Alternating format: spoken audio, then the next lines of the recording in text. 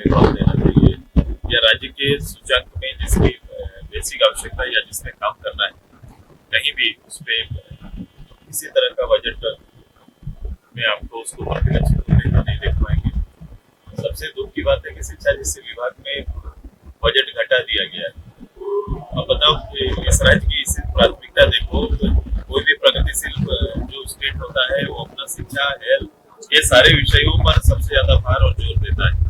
यहाँ की सरकार उससे बजट जो पिछले बजट से उसको नीचे ले जा रही है। कोई भी बड़ा एक आम लोगों तक पहुंच का कोई भी बड़ा उद्देश्य लेकर कोई काम नहीं हो रहा है।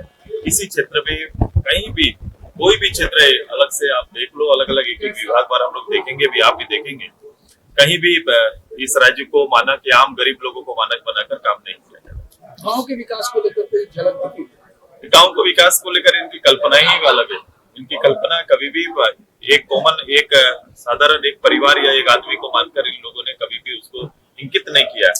जब आप इंकित उनको लेकर नहीं करेंगे तो आप उस और अपने बजट को और अपनी तैयारी नहीं ले जा सकते। दादा, नौकरी को लेकर भी झलक बजट की राशियों से कहीं नजर नहीं आई? नौकरी आप, मैंने बोला हर साल का बजट का इनका एक कोई एजेंडा, हिडन एजेंडा लेके आते थे।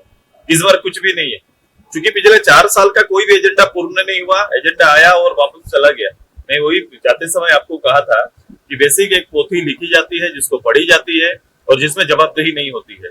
यही हो रहा है। और ऐसे संस्था जिसमें पूरे राज्य की इतनी बड़ी आबादी का भविष्य निर्माण होना है, जिसके द्वारा जो डेवलपमेंट के इंडेक्स को फुलफिल किया जाता है, उनमें अगर गंभीरता ना रहे तो इस राज्य के वर्तमान हालात और जो बना हुआ है वही इसका सूचकांक है और इसी और ये राज्य को ले जाना चाहते हैं। किसानों का 2 लाख तक का ऋण माफ करने की बात कही जा रही है, तो ये तो एक अच्छा कदम है।